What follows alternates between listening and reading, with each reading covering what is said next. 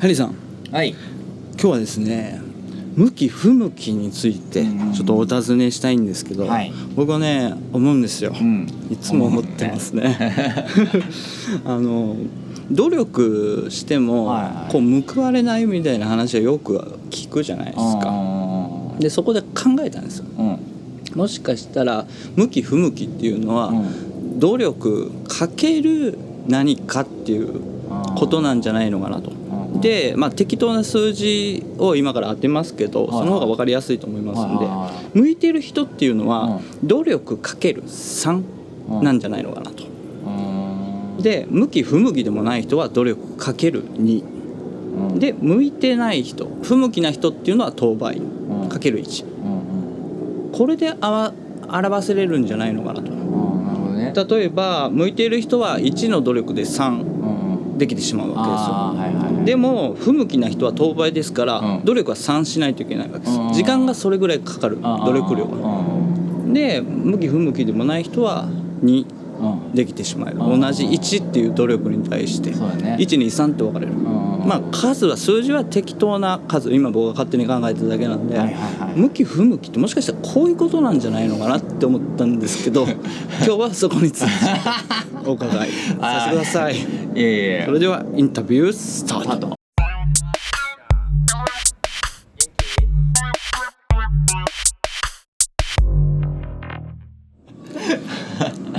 いや、はい。アリさんどうです？エモちゃん面白いこと考えてるねそうで、そりゃあると思いますよ、向き不向きっていうのがね、あると思うけど、だから一方でその好きとか情熱みたいなとこもあるじゃないですか。続けられるみたいな、集中力、そう集中力もそうだし、だからそのひょっとしたらね、その野球選手で言ったらイチローとか松井とかも別に最初はそんな向いてるように見えんかったかもしれないですよね。けど何回も繰り返しておもろいなと思ってやってたら結構うまいっていうか向いてるみたいに言われるタイミングがあったんじゃないかなみたいな風にも思うんですよね。実際自分も勉強って向いてんのかなって言われると向いてないと思っててそうなんですか、意外ですね。全然向いてないと思ってて、前にも話したけど小学6年生の夏ぐらいまでは本当に普通の成績やったし、でそれがある、ひと夏量をこなしたことによって得意になってというか、できるようになって、でそれをみんなが結構褒めてくれるっていうか、すごいねみたいに言ってくれるから、調子に乗って、俺はできるんだって思ったっていうだけであって、だから量がすごい大事じゃないかなと思うんですよね、向き不向きを決める前に。じゃないと見極めが自分ではつかない、やってみたらいいんじゃないっていう。でその時好きか嫌いかよく分かんなくても、興味持ったんだったらやる時だと思うから、まずは大量にやってみたらいいんじゃないですかね、感じがしますね。なるほど。向き不向きもやはり時間をかけてあげないとわからないし、でそっから先って結構単純だったりする。その周りより俺できんだな、だから自信がある、面白いみたいな、世の中その徒競走で平等に走らせるとか見たことないけどそういう風潮あるじゃないですか。あれってね、全然人間心理と逆言ってると思ってて、結局人が自信持つって結構そういうところだったりするんですよ。みんなより自分は科学のこんな難しい問題が解けて、みんなからすげえって言われた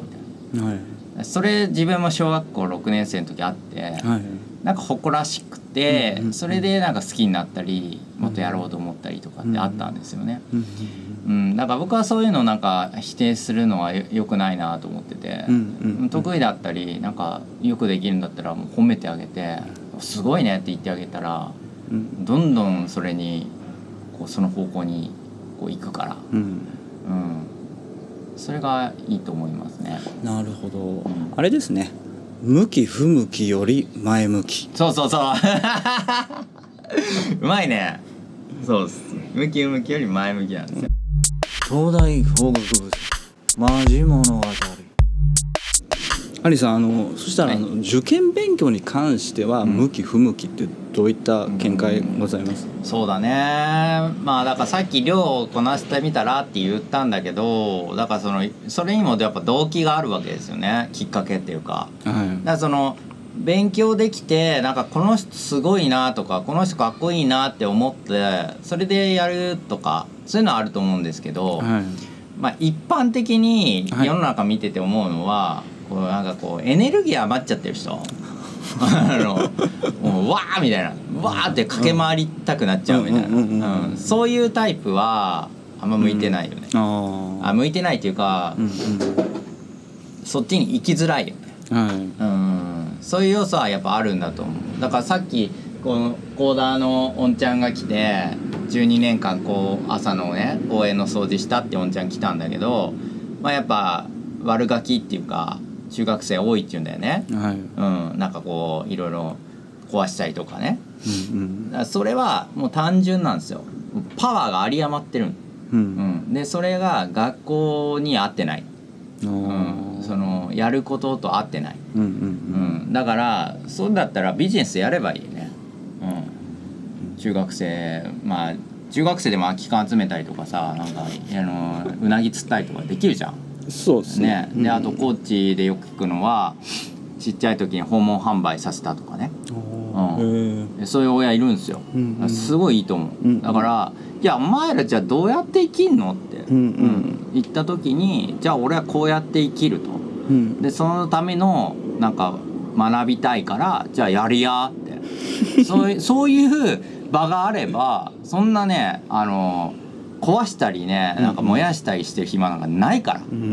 自分はかっこよく生きたいんでしょ。だったらいやもうじゃあなんか営業とかやってみようぜとか、なんかマーケティングってのがあるらしいよとか、あれはなんか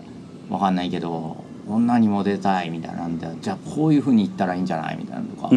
からいろいろあるわけじゃないですか。だからその方向の向き方が間違ってるだけであって、エネルギー量はすごいいいもんが。なるほど。だからそういうかっこいい大人とプラス何をしたらいいので実際に何する、それしてていいよっていう場が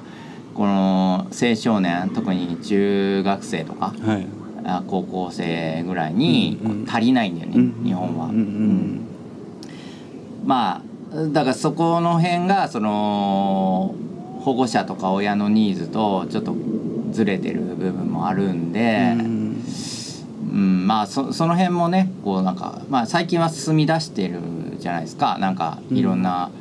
土佐塾の学び創造科ができたりとか、そういうのがあるんで、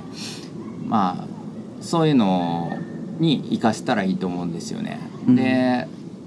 でもどこかしらつながってくるのは結局学習する力なんですよ。だから別にビジネスやるにしても YouTube 一つでも何でもいいんだけど、学ぶっていうのは絶対どこに出てくるわけで、でじゃあそしたらもう文字読めないと話になりませんね。ちゃんと文章読めないととか、あるいは英語で情報収集できるとか、ね、論理が分かるとか、そういう話になってくるんで、勉強で見かける部分もかなりあるんですよね。だからそういうとこで要は納得感の話。だから向き不向きの前に納得感、自分の中でね、それが一番大事だと思います。なるほど。エネルギー量は半端ないっていうところすごいですね。それの向け方、ベクトル次第ではすごい、ね、瞬発力もあるでしょうから、ね、すごい才能発揮しそうですよね。考え方一つでね世界変わるんで、自分の考え方もそうだけど、大人の側で言ったらやっぱそれをちゃんと認めて伸ばしてあげるっていう、それでも生きていけるんだよっていう、お前だけしっかりしてればお前のこと信用するからいいんだよと言ってあげたら、じゃあ俺こうするって出てくると思うんですけど、待ってないから、うんうん、反発しちゃうんですよね、はいそんな感じです。なかなか今回暑かったですね。ああでも本当そう思ってるからね。おはようございます。おはようございます。エモちゃん元気自転車になってる